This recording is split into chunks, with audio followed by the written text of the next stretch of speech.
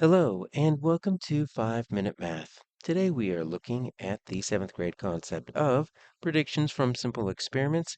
This is 7.6H Readiness Practice, the Proficient version. If you're interested in exploring the 7.6H Readiness Practice for the Intermediate or Advanced version, or the Readiness Practice resource aligned with any other standard, you can find those by using the link in the video description. All right, so we surveyed 200 students about their favorite food. Here are all the responses. We've got a few questions about their results here. So if a student was randomly selected using these results, so we're talking about experimental probability, not necessarily theoretical probability, because we didn't necessarily conduct an experiment. We just asked kids. Which student is twice as likely to prefer chicken nuggets as what type? So here's my chicken nuggets. So really what we're saying is 40 is twice as likely as what? Well, you see that 40 is going to be twice as much as 20. So we can say that 20 right there. So the student is twice as likely to prefer chicken nuggets as they are pasta, because pasta is half of it, right? So we will put pasta here as our answer. And so we're just looking at the relationship between their answers. 40 is twice as much as 20. Student was randomly selected using the results from the table. Student is 3 times as likely to prefer pizza as to what 2 types of food. Okay, so pizza is a little bit harder. Okay, so 60 is 3 times, and it's 2 types of food. Okay, so 60 is 3 times 20, but I need 2 different foods that make 20.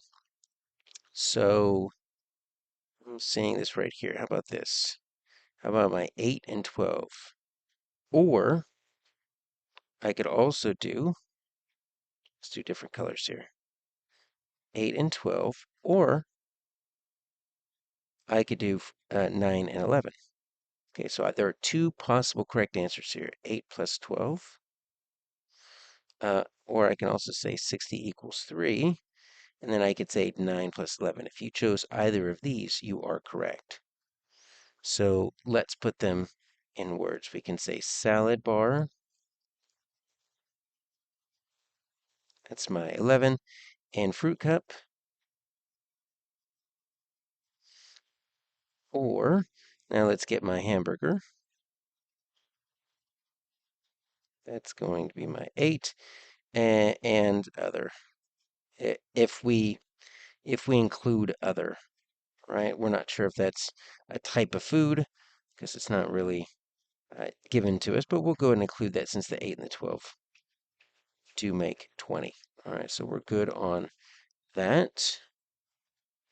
For our second problem, we've got a bag, and it's got assortment of colored tiles. Student is going to reach in 30 times, and there's no table. So let's make a table. Okay, so this is going to be a lot easier if we can, let's see, and they're going to number. I'm just going to put number right here. So blue was pulled out 4 times. And we've got yellow pulled out 11 times. We've got red pulled out 10 times. White pulled out 3 times. And green twice. All right, so we have our 30 different pulls here. Now let's look at our questions. Based on these results, a student is more than twice, watch this, more than twice as likely to get what color as to get white or green. Okay, so white or green is 3 plus 2, twice as likely of that, right? So if I get white or green, that's going to be 5.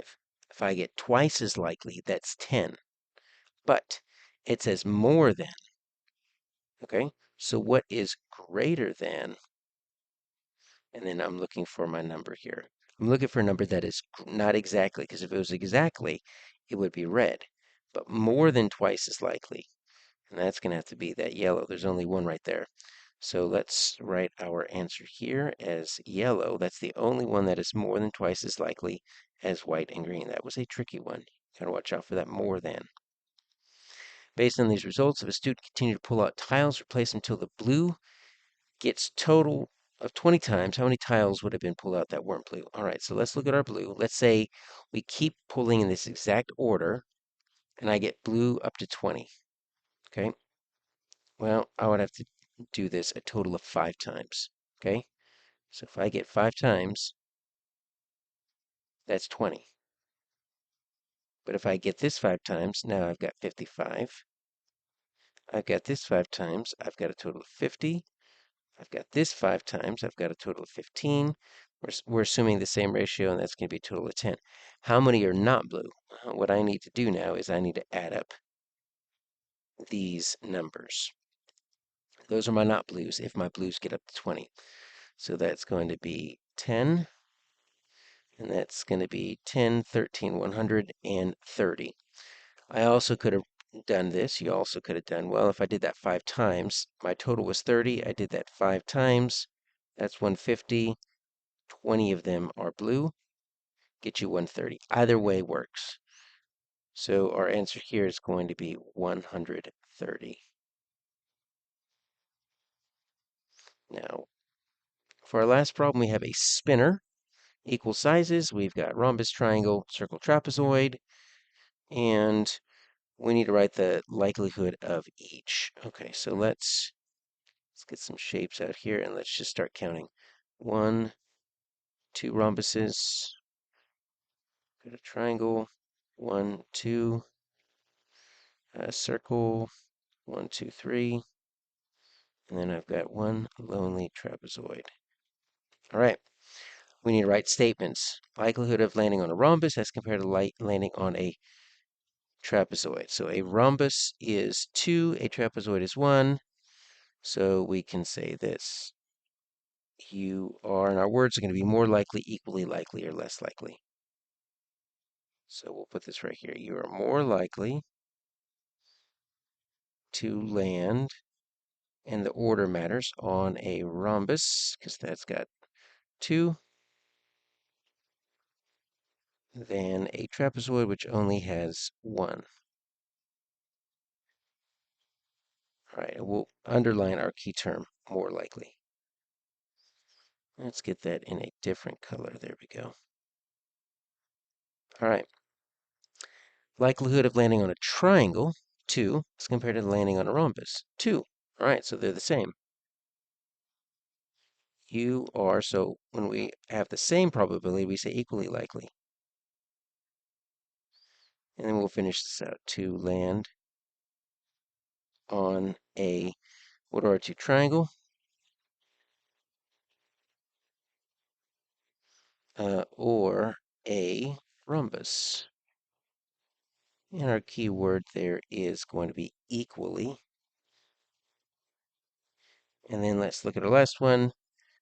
Circle as compared to a, trapezoid or rhombus. Okay, trapezoid or rhombus. Circle is 3, trapezoid is 1, rhombus is 2. So that's also equally likely, because circles are 3, trapezoid and rhombus are also 3. All right, so we'll say that same thing. You are equally likely to land on a circle as you are. So we have to phrase this a little bit different. You are to land on a trapezoid. Let's make sure that T looks like a T. Trapezoid, or we have to get that or in there to let know it could be either. That's what lets us add the 2 and the 1 to get to 3. So if you are interested in exploring the 7.6H readiness practice for the intermediate or advanced version, or the readiness practice resource along with any other standard, you can find those by using the link in the video description.